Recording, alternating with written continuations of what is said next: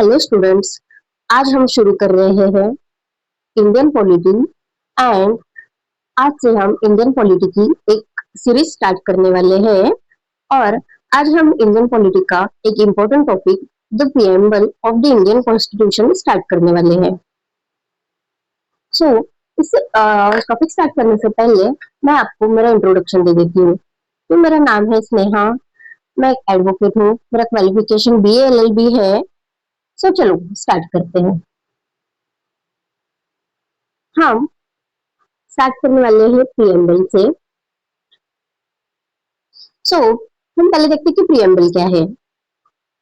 तो प्रीएम्बल क्या है? प्रीएम्बल बेसिकली कॉन्स्टिट्यूशन का इंट्रोडक्शन है, जो हमें बताता है कि हमारा नेशन किस फाउंडेशन पर बना है और हम किस टाइप की सोसाइटी क्रिएट करना चाहते हैं। बेसिकली आपने भी अपने बुक में देखा होगा कि एक इंडेक्स पेज होता है जो पूरी बुक के बारे में इंफॉर्मेशन देता है। वैसे ही जो हमारा प्रीएम्बल है, ये हमें हमारे कॉन्स्टिट्यूशन के बारे में इंफॉर्मेशन देता है कि कॉन्स्टिट्यूशन में अंदर क्या क्या है। तो चलो आगे बढ़ते हैं। पहले हम हमारा प्रीएम्बल लिखते हैं। सबसे पहले तो हम प्रीएम्बल रीड आउट करेंगे। We the people of India having solemnly resolved to constitute India into a sovereign, socialist, secular, democratic republic and to secure to all its citizens justice, social, economic, and political liberty of thought, expression, belief, faith, and worship, equality of status and of opportunity, and to promote among them all fraternity, assuring the dignity of the individual and the unity and integrity of the nation. In our Constituent Assembly, this 26th day of November 1949, do hereby adopt, enact, and give to ourselves this Constitution. अभी हमने preamble read out किया। हमें ये पता है कि जो हमारे जस्टिस की बात करता है, सोशल, इकोनॉमिक एंड पॉलिटिकल, ये हमारे DPSP मतलब directive principle of state policies में भी दिए गए हैं। बेसिकली ये क्या है? हमारे कॉन्स्टिट्यूशन का एक आईना है। ये हमें बताता है कि हमारा कॉन्स्टिट्यूशन में क्या है, हमारा कॉन्स्टिट्यूशन क्या है, उसके जो प्रिंसिपल्स है वो क्या है। वो कहाँ दिया गया है? प्रीएम्बल में दिया गया है। क्यों? क्योंकि आप बस इतना समझ जाओ कि जो प्रीएम्बल है वो हमारे कॉन्स्टिट्यूशन का इंडेक्स है। जैसे हर बुक में कैसे स्टार्टिंग में इंडेक्स रहता है, वैसे प्रीएम्बल भी है। तो चलो आगे बढ़ते हैं। अब देखते हैं हिस्ट्री ऑफ द प्रीएम्बल क्या है। आपको तो पता ही होगा, हमारा कॉन्स्टिट्यूशन कॉन्स्टिट्यूंट असेंबली ने फॉर्म किया है। ये कॉन्स्टिट्यूंट असेंबली की एक फोटो है। अ, जो हमारा प्रीएम्बल है वो आपको लग रहा होगा ना किससे इंस्पायर्ड है। तो ये हमारा है अमेरिकन कॉन्स्टिट्यूशन से। क्यों? क्योंकि अमेरिकन कॉन्स्टिट्यूशन में सबसे पहले प्रीएम्बल मेंशन किया गया था, इसलिए उसके इंस्पिरेशन से हमने हमारे इंडियन कॉन्स्टिट्यूशन में प्रीएम्बल ऐड किया है। सबसे पहले आइडिया किसको आया था? तो ये सबसे पहले आइडिया आया था जवाहरलाल नेहरू को। तो उन्होंने क्या किया, ऑब्जेक्टिव रेजोल्यूशन के नाम से, उसी को आज हम प्रीएम्बल बोलते हैं, वो क्या किया, कॉन्स्टिट्यूंट असेंबली में पास करवा दिया। कब? तो जनवरी 22 1947 को। आपको ये राइट याद रखनी है। Although not enforceable in court, the preamble states the objectives of the constitution. Not enforceable का मतलब क्या है कि ये कोर्ट ऑफ लॉ में एनफोर्सेबल नहीं है। अगर आपका कोई राइट फुलफिल नहीं हो रहा है तो आप क्या कर सकते हो, कोर्ट में जा सकते हो। बट वैसे ही अगर कोई राइट दिया है प्रीएम्बल में तो आप कोर्ट में नहीं जा सकते हो। इसका मतलब क्या है? Not enforceable. जैसे कि आप कोर्ट में नहीं जा सकते, इसको क्या बोलते हैं? Not enforceable. चलो तो हम आगे बढ़ते हैं। तो हम देखेंगे व्हाट इज अ प्रीएम्बल। आपको भी लग रहा होगा ना कि प्रीएम्बल क्या है, तो हम अभी देखते हैं। तो प्रीएम्बल क्या है हमारे? A preamble is an introductory statement in a document that explains the document's philosophy and objectives. कौन से डॉक्यूमेंट की फिलोसॉफी एंड ऑब्जेक्टिव्स दिखा रहा है? तो हमारे कॉन्स्टिट्यूशन ऑफ इंडिया की। ठीक है। In a constitution it presents the intention of its framers. Intention मतलब क्या है कि जो हमारे कॉन्स्टिट्यूंट असेंबली में मेंबर्स थे जैसे doctor B R Ambedkar, B N Rao, K M Munshi, Mavalankar, ये सारे मेंबर्स थे। और भी बहुत सारे मेंबर्स थे। उनका इंटेंशन क्या था, वो कॉन्स्टिट्यूशन क्यों बनाना चाहते थे, उनके ऑब्जेक्टिव्स क्या थे, ये क्या आप बता रहे हैं कि उनका इंटेंशन क्या था। तो किसका, of its framers, the history behind it's creation and the core values and principles of the nation. ये किसमें दिया गया है, तो प्रियम्बल में। हम आगे बढ़ते हैं, तो चलो देखते हैं। The preamble basically gives idea of the following things और ऑब्जेक्ट्स। सो कौन सी चीजों के बारे में आइडिया दे रहा है हमें, तो वो हमें आइडिया दे रहा है source, nature of Indian state, objectives of Indian constitution, date of its adoption. तो हम एक एक करके ये आगे देखने वाले हैं। तो सबसे पहले हम देखते हैं सोर्स के बारे में। तो हमारे कॉन्स्टिट्यूशन का सोर्स क्या है, वो पहले देखते हैं। तो हमारे कॉन्स्टिट्यूशन का सोर्स, हमारा कॉन्स्टिट्यूशन स्टार्ट किस वर्ड से हो रहा है, we the people of India. इसका क्या मतलब है कि we the people of India. और अगर हम हिंदी का या मराठी का टेक्स्ट पढ़ते तो क्या है, हम भारत के लोग। कौन भारत के लोग, हम भारत के लोग।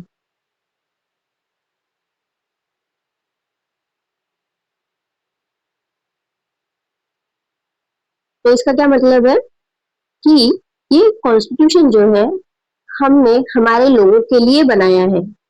ये कॉन्स्टिट्यूशन हमारे द्वारा हमारे लोगों के लिए बनाया गया है, ये बता रहा है। तो बेसिकली इसका सोर्स क्या हुआ, तो हम मतलब कौन, भारत के लोग, द पीपल ऑफ इंडिया, इसका सोर्स हुआ।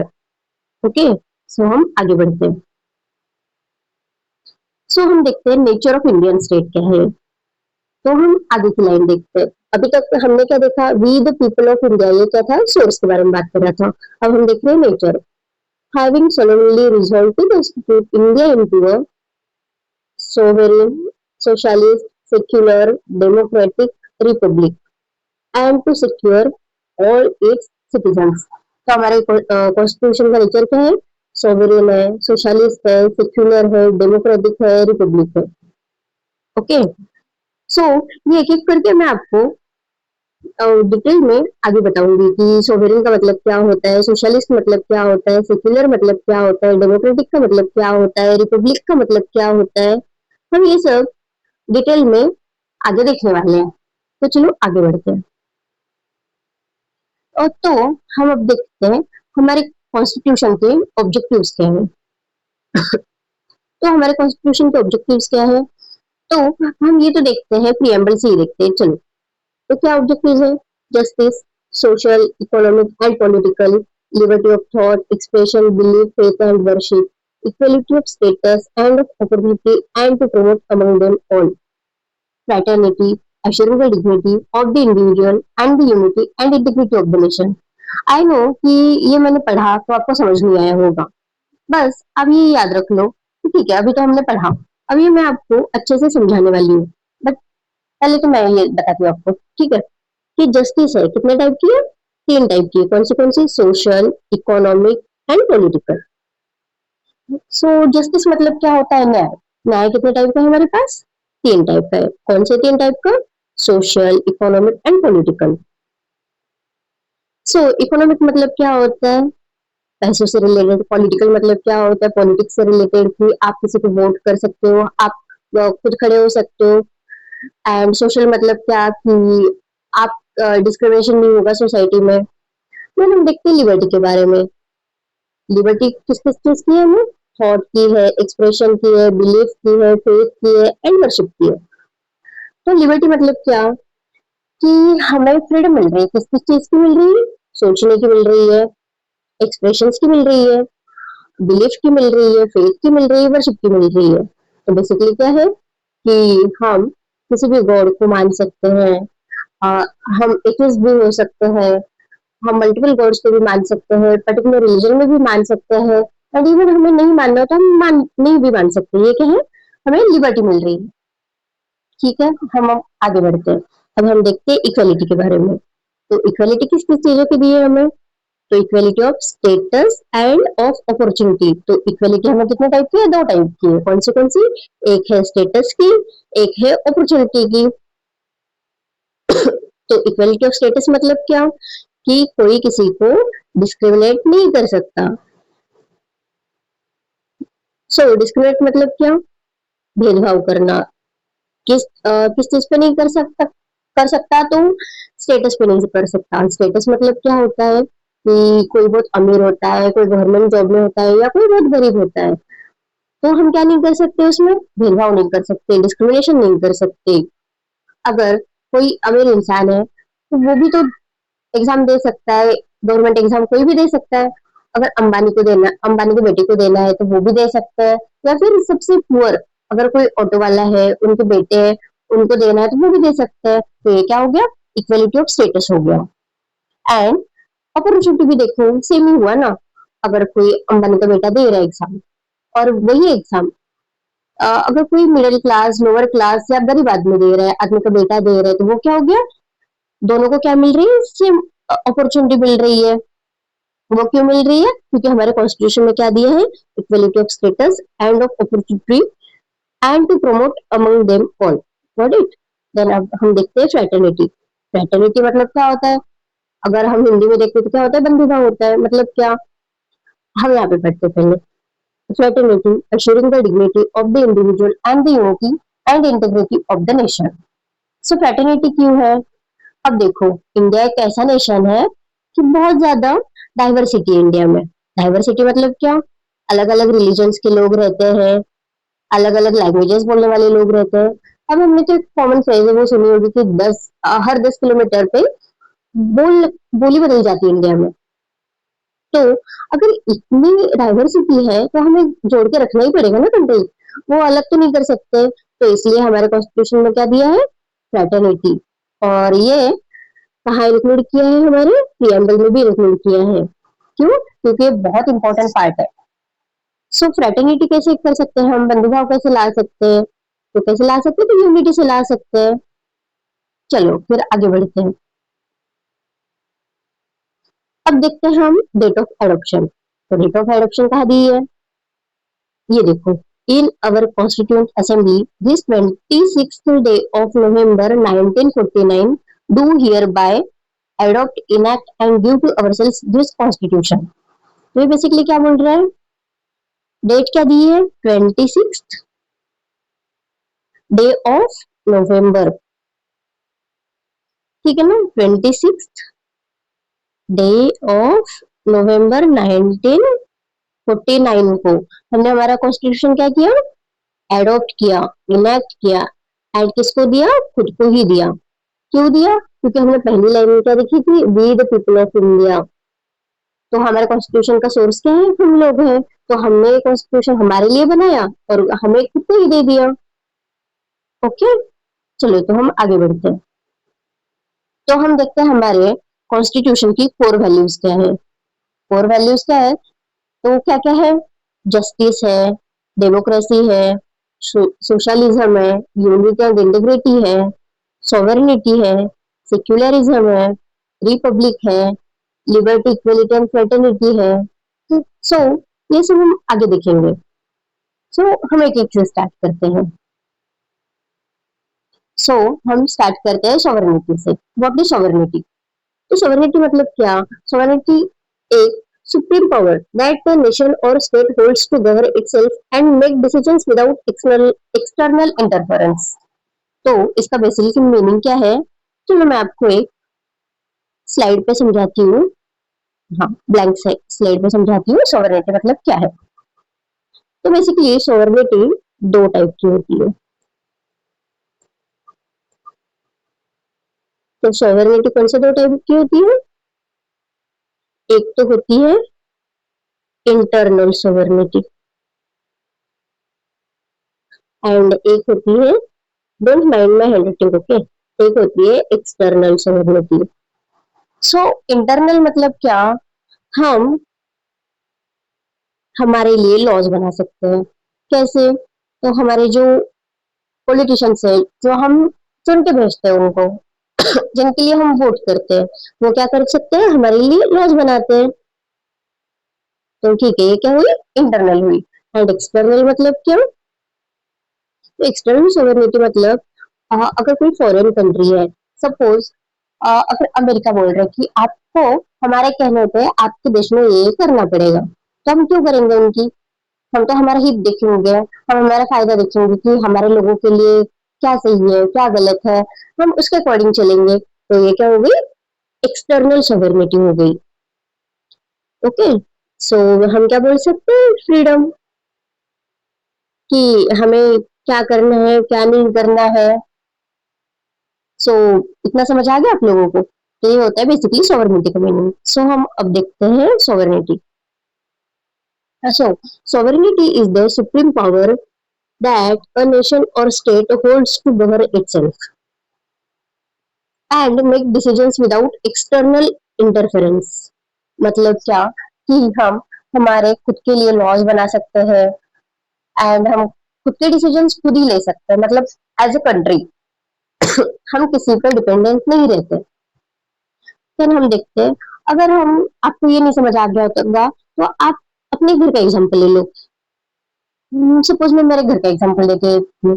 मेरी एक फैमिली है, मेरे मम्मी पापा है, और दूसरी एक फैमिली है, हमारे नेबर्स है, उनके घर में मम्मी पापा है। तो वो क्या कर सकते हैं? ऐसे हमारे नेबर्स तो होते ही है। अगर समझो मेरे पास सॉवरेनिटी नहीं है, अगर मैं सॉवरेन नहीं हूँ, मेरे पास मेरी फ्रीडम नहीं है, तो मैं क्या करूंगी? अगर मेरे नेबर्स कुछ बोल रहे हो तो मुझे उनकी सुननी पड़ेगी। कि वो बोलेंगे कि आप यहाँ इस रोड से नहीं चल सकते, आपको इस रोड से चलना पड़ेगा, तो मैं उनकी क्यों सुनूं? अगर ये रोड मेरा भी है तो मैं इसी रोड से चलूंगी, क्योंकि ये रोड मेरे घर के पास है, ये घर के पास पड़ता है, मैं उनकी क्यों सुनूंगी? बट अगर मेरे पास सॉवरेनिटी नहीं होती तो मुझे क्या होता? उनकी सुननी पड़ती। एंड ये आप कंट्री के बेस पे देखो। अब अगर कोई कंट्री बोल रहा है कि ये हमारे फायदे की बात है, आप करो हमारे लिए, तो हम क्यों करेंगे अगर वो चीज हमें फायदा नहीं करेगी तो? समझे? तो बेसिकली ये सॉवरेनिटी का मीनिंग है। सॉवरेनिटी का बेसिक मीनिंग इतना ही समझ लो कि फ्रीडम। सो आगे देखते हैं। It is the capacity of a country to exercise its authority over its territory, government and citizens. तो इसका क्या मतलब है? कि capacity of a country to exercise its authority. Authority मतलब क्या होता है? कि हक। हक मतलब क्या होता है? कि अगर मेरी, सपोज इंडिया है, ठीक है, तो इंडिया की टेरिटरी कितनी है? कश्मीर से लेकर कन्याकुमारी तक पूरी। एंड वो क्या हो गई? मेरी टेरिटरी हो गई। तो मैं उस टेरिटरी में क्या कर सकती हूँ? कोई भी लॉ बना सकती हूँ, और वहां पे लॉ भी बना सकती हूँ। एंड देन मैं कोई इंफ्रास्ट्रक्चर बनाना तो इंफ्रास्ट्रक्चर बना सकती हूँ, राइट? एंड वैसे भी गवर्नमेंट भी सेम ही है, एंड सिटीजन्स भी। अगर मुझे कोई बात पसंद नहीं आ रही या मुझे कुछ चाहिए गवर्नमेंट से, तो मैं क्या कर सकती हूँ? गवर्नमेंट हो सिटीजन्स हो उनके लिए लॉ बना सकती हूँ, ठीक है। देन हम नेक्स्ट देखते हैं। Sovereignty entails the exclusive right of a state to establish its laws, policies and government systems, as well as to interact with other countries on the international stage. इसका क्या मतलब है? हम, अगर हमें किसी कंट्री से रिलेशंस बढ़ाने होंगे इंटरनेशनल लेवल पे, तो हम खुद से ही बढ़ा सकते हैं। हमें थर्ड कंट्री की जरूरत नहीं पड़ेगी, हमें इजाजत लेने की नीड नहीं रहेगी थर्ड कंट्री की। Okay, then it is a fundamental principle that underpins the autonomy and independence of a nation, ensuring its freedom to determine its destiny and protect the interest of its people. Sovereignty में क्या सबसे important है? Interest of its people. Interest of its people मतलब क्या?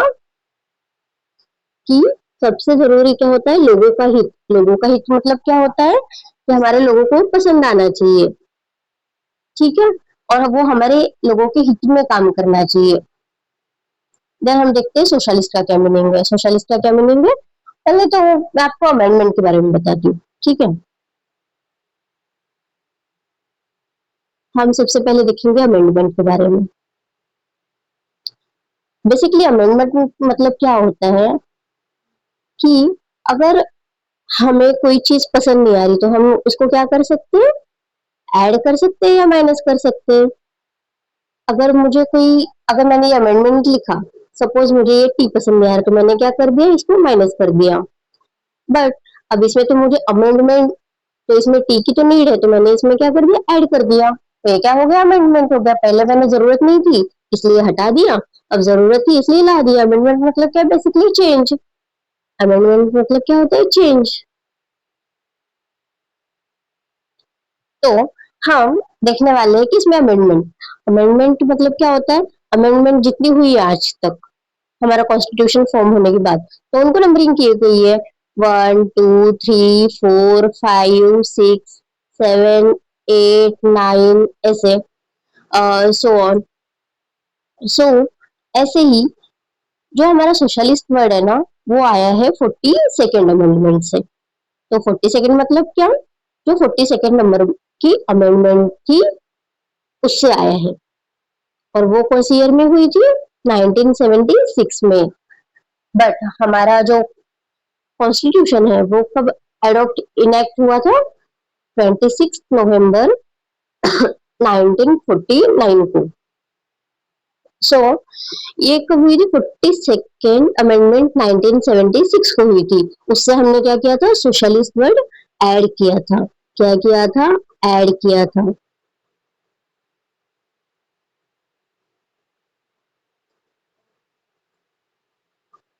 वैसे ही हम amendment से कुछ अब माइनस भी कर सकते हैं, ठीक है। Socialist contents are implicit in the PSB's Article 36 to 51, but 42nd Amendment mentioned it explicitly. तो सोशलिस्ट मतलब क्या, कि गवर्नमेंट का स्टेक होता है। आपको तो प्राइवेट पता ही होगा, प्राइवेट लोन। पहले तो हम देखते हैं हमारी इकोनॉमी कैसी है, मिक्स्ड इकोनॉमी है। मिक्स्ड इकोनॉमी मतलब क्या, socialist plus plus private. But socialist मतलब क्या होता है, कि गवर्नमेंट का ज्यादा स्टेक होता है, मतलब गवर्नमेंट देखती है कंपनियों को, कंपनियों की मतलब इकोनॉमी। सोशलिस्ट मतलब क्या, मेनली इकोनॉमी के बारे में। तो हम आगे देखते हैं। आगे हमारा क्या है, सेक्युलर। सेक्युलर का क्या मीनिंग होता है, बाय द वे ये भी वर्ड 42nd अमेंडमेंट से ऐड किया है। वो कब हुई थी, ईयर 1976 में। तो तब किसकी सरकार थी, इंदिरा गांधी की, ठीक है। तो सेक्युलर मतलब क्या होता है, बेसिकली हम एक तो हम किसी धर्म को ही नहीं मानते, या हम सारे धर्मों को मानते हैं। मतलब हम क्या होते हैं उसके लिए, ओपन होते हैं, हम रिजिड नहीं होते। इसको क्या बोलते हैं, सेक्युलर बोलते हैं, ठीक है। तो हम आगे देखते हैं। तो सेक्युलरिज्म कितने टाइप का है, स्टेट का सेक्युलरिज्म कितने टाइप का है, तो दो टाइप का है। एक होता है एथिस्ट, एथिस्ट मतलब जो स्टेट कोई रिलीजन नहीं मानता वैसा स्टेट, या फिर थियोक्रेटिक जो एक ही रिलीजन मानता है। अभी हम सबसे बेटर एग्जांपल किस स्टेट का ले सकते हैं, तो वो है पाकिस्तान। पाकिस्तान क्या मानता है, एक ही रिलीजन मानता है, वो कौन सा है, इस्लाम है। बट इंडिया ऐसे नहीं करता, ठीक है। एंड जो कुछ स्टेट्स है वो रिलीजन ही नहीं मानते, वो क्या बोलते हैं, हमारे स्टेट का कोई रिलीजन नहीं है। बट इंडिया में कौन सा पॉजिटिव सेक्युलरिज्म है। तो पॉजिटिव सेक्युलरिज्म मतलब क्या, इंडिया बोलता है कि हमारे जो कंट्री में जितने रिलीजन है हम उनके क्या करेंगे, रिस्पेक्ट करेंगे। एंड उनको एड भी देंगे, उनको कुछ चाहिए तो हम प्रोवाइड भी करेंगे। इंफ्रास्ट्रक्चर चाहिए, अगर कुछ भी चाहिए तो वो उनको प्रोवाइड करेंगे। ऐसा नहीं कि वो बोलेंगे कि हाँ हम एक रिलीजन को सपोर्ट करते हैं, मेजोरिटी में है, ये माइनॉरिटी में है, तो ऐसा कुछ भी नहीं है। इंडिया में क्या होता है, सबको इक्वली, सारे रिलीजन्स को इक्वली ट्रीट किया जाता है। तो इंडिया में क्या है, पॉजिटिव सेक्युलरिज्म। बट अगर हम बाकी स्टेट्स में देखते हैं तो क्या है, अगर बाकी स्टेट्स में क्या है, अब हम पाकिस्तान का एग्जाम्पल लिया था, बट वो क्या है, उनका स्टेट रिलीजन तो इस्लाम है, बट वो सेक्युलर क्या नहीं है। वो क्या करते, माइनॉरिटीज पे अत्याचार भी करते, वो माइनॉरिटीज को इतना ये नहीं करते। बट इंडिया में कैसे, सबके लिए प्रोटेक्शन है, माइनॉरिटीज के लिए भी है, मेजोरिटी के लिए भी है। ऐसे कोई एक रिलीजन के लिए कोई भी लॉ नहीं बना हुआ है इंडिया में। बट ये जो सेक्युलर वर्ड है ना, ये ओरिजिनली जो प्रियम्बल था हमारा, इसमें मेंशन नहीं था ये। कब ऐड किया गया? 42nd अमेंडमेंट से, जो कि 1976 में हुई थी। चलो हम आगे बढ़ते हैं। अब हम देखते हैं डेमोक्रेसी। डेमोक्रेसी मतलब क्या है, आप सबको तो पता ही होगा। हम वोट करते हैं, तो वोट करते हैं और हम क्या करते हैं, हमारा नेता चुनते हैं और वो कहा जाता है, पार्लियामेंट में जाता है, लोकसभा, राज्यसभा, और वो हमारे लिए क्या फॉर्म करते हैं, लॉज। तो वो क्या है, हमारे चुने हुए नेता है, उनको हमने चुन के भेजा है। तो डेमोक्रेसी का क्या मतलब है, तो हम देखते हैं, चलो। ये डेमोक्रेसी जो वर्ड है ना, ये डिराइव हुआ है ग्रीक वर्ड डेमोक्रेशिया से। सो इसमें डेमोस का मतलब क्या है, पीपल, पीपल माने क्या, लोग, एंड क्रेटोस मतलब क्या, रूल। सो इट इम्प्लाइज, सो इसका बेसिक मीनिंग क्या हुआ, rule of the people, and it implies the doctrine of popular sovereignty or the possession of supreme power by the people। अब हम इंडिया में देखते हैं, supreme power bye the people, ये इसका मतलब कैसे हुआ इंडिया में। इंडिया में हर 5 साल में इलेक्शन होते हैं और लोग क्या करते हैं, अपना नेता एक चुन के भेजते हैं, और वो नेता क्या करते हैं, हमारे लिए लॉज फॉर्म करते हैं, हमारे लिए काम करते हैं, इंफ्रास्ट्रक्चर बिल्ड करते हैं, सब कुछ करते हैं वो हमारे लिए। तो ये क्या हुआ, ये हमारे जो पीपल है उनकी क्या हुई, सुप्रीम पावर हुई, क्या करने की, तो उनको चुन के देने की। हम नेता क्या चुन रहे हैं, हमारा चुन रहे हैं, ठीक है, जो कि हर 5 साल में चुनते हैं। एंड इंडियन डेमोक्रेसी कैसी है, तो रिप्रेजेंटेटिव पार्लियामेंट्री डेमोक्रेसी है। एंड इसमें क्या होता है, executive is responsible to the legislature. Representative parliamentary democracy कैसी है, जो हमारे प्रेसिडेंट है, हम उनको चुनते हैं, बट वो कैसे, इनडायरेक्टली इलेक्टेड। इनडायरेक्टली इलेक्टेड मतलब कैसे, जो हमने एमपी एमएलए चुन के भेजे हैं, वो क्या करते हैं, प्रेसिडेंट के लिए वोट करते हैं। तो वो क्या हो गया, एमपी एमएलए को हमने डायरेक्टली चुना, वोट डाल के खुद गए थे वोट डालने, देन उन्होंने क्या किया, प्रेसिडेंट को चुना, तो वो क्या हो गया, इनडायरेक्टली इलेक्टेड हो गए। चलो तो हम आगे बढ़ते हैं, तो रिपब्लिक का मीनिंग देखते हैं। A republic means the head of the state is elected. तो आपको तो पता है, हमारा हेड ऑफ द स्टेट जो है वो इलेक्टेड होता है। कैसे हो सकता है, डायरेक्टली और इनडायरेक्टली, दोनों भी इससे हो सकता है, ठीक है। और किससे होना चाहिए, by the people, and not a hereditary monarch. आपको पता है ना, हेरिडेटरी मोनर्क अगर हम देखते हैं तो यूके का क्या होता है, वो आपने सुना ही होगा, राजा का बेटा ही राजा बनेगा, वैसे ही यूके में वैसे ही चलता है। तो जो हमारा हेड ऑफ द स्टेट है, वो कौन है, प्रेसिडेंट है। ये हमारी करंट प्रेसिडेंट है, द्रौपदी मुर्मू जी। तो प्रेसिडेंट हम कैसे चुनते हैं, डायरेक्टली और इनडायरेक्टली। सो आंसर इज, हम प्रेसिडेंट चुनते हैं इनडायरेक्टली। तो कैसे चुनते हैं, हाँ, हाँ, हम कैसे चुनते हैं, इनडायरेक्टली चुनते हैं, बाय प्रोपोर्शनल रिप्रेजेंटेशन। सो हम आगे देखते हैं, in India the president is the head of the state. ठीक है, अभी तो हमने देखा कि प्रेसिडेंट ऑफ इंडिया क्या है, हेड ऑफ द स्टेट है, एंड वो क्या है, इनडायरेक्टली इलेक्टेड है।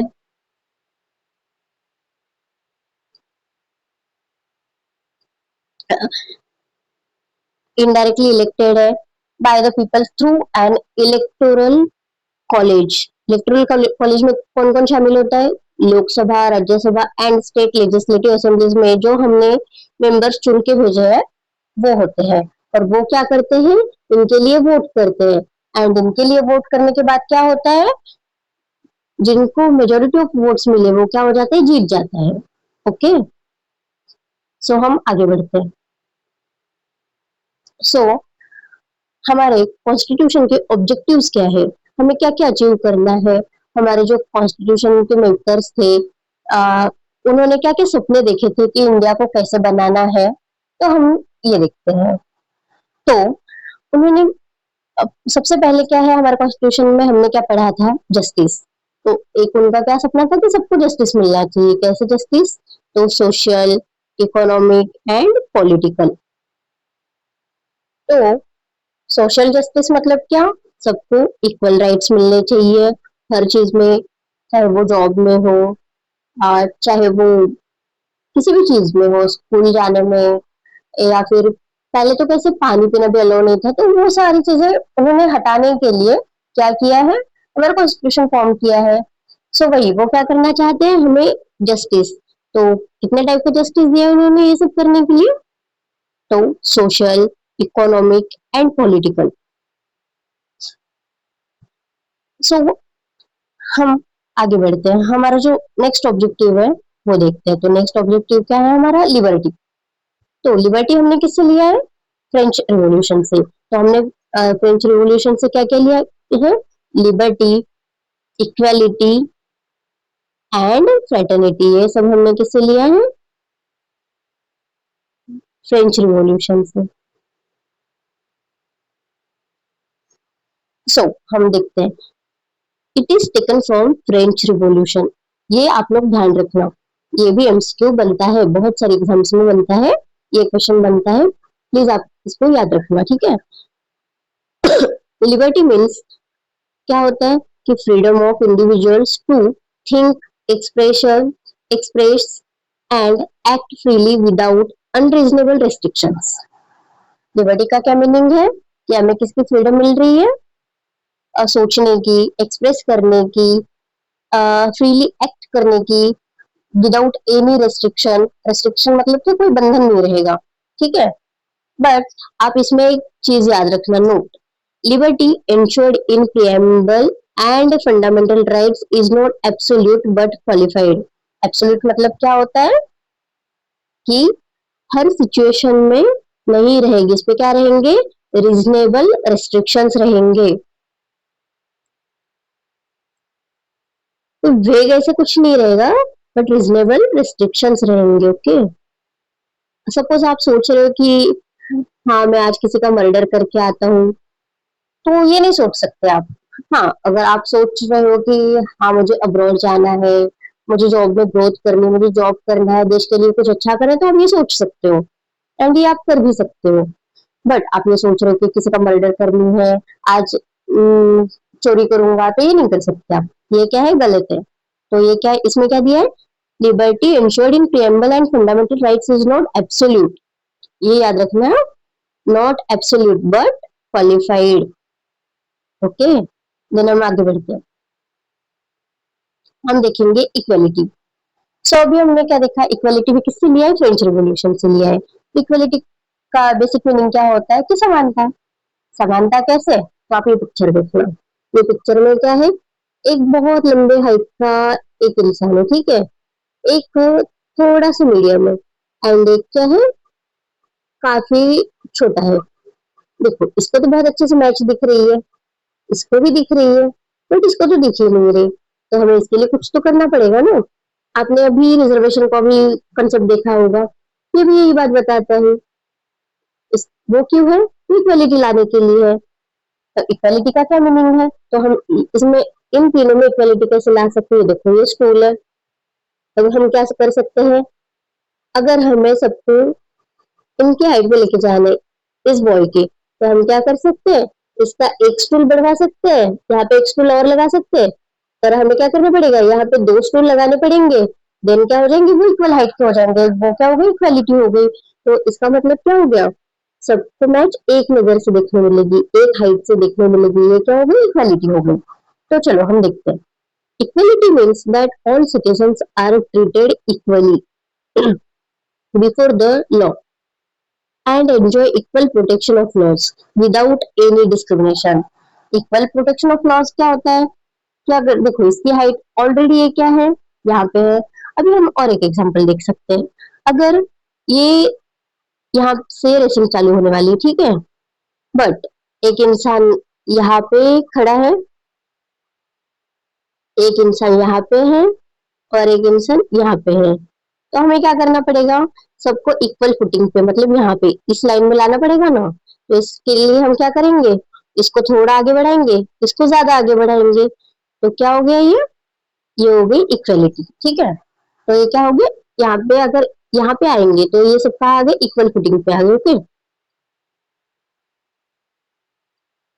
सो तो इक्वलिटी कितने टाइप्स की है, हमारे प्रियम्बल में मेंशन की है, एक स्टेटस की, और एक अपॉर्चुनिटी की। तो स्टेटस की इक्वलिटी मतलब क्या?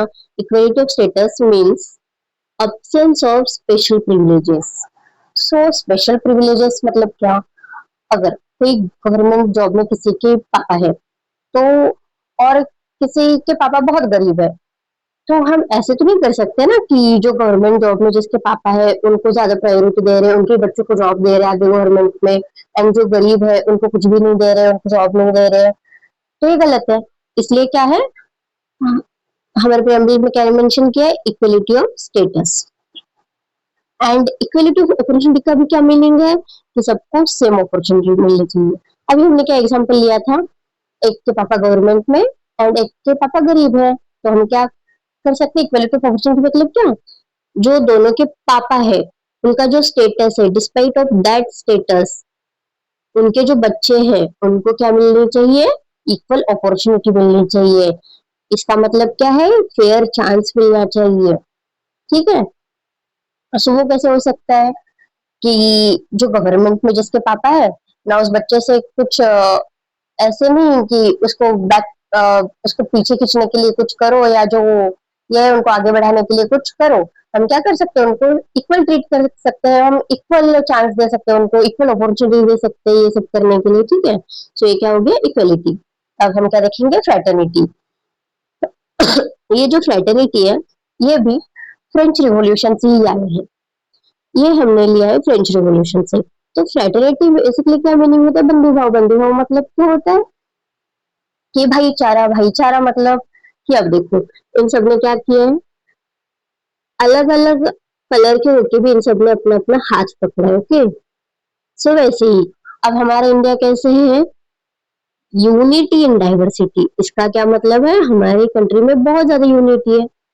हम सॉरी, हमारे कंट्री में बहुत ज्यादा क्या है? डाइवर्सिटी है। डाइवर्सिटी मतलब क्या? विविधता। सो वही डाइवर्सिटी टिकाने के लिए, एकता बनाए रखने के लिए हमने क्या किया है? ये यूनिटी बनाए रखने के लिए हमने क्या किया है? फ्रेटर्निटी का प्रिंसिपल ऐड किया प्रियम्बल में। सो आपको तो पता है इंडिया कितना डाइवर्स कंट्री है। हर 10 किलोमीटर पे लैंग्वेज बदल जाती है, इंसान का खाना पीना, रहन सहन, बात करने का तरीका, सब कुछ बदल जाता है। सो ऐसी कंट्री में हम रहते हैं, तो इसमें एकता बनाए रखना तो बहुत इंपॉर्टेंट है। यूनिटी बहुत इंपॉर्टेंट रहेगी इस कंट्री में। इसलिए हमने क्या किया है? फ्रेटर्निटी इंक्लूड किया है।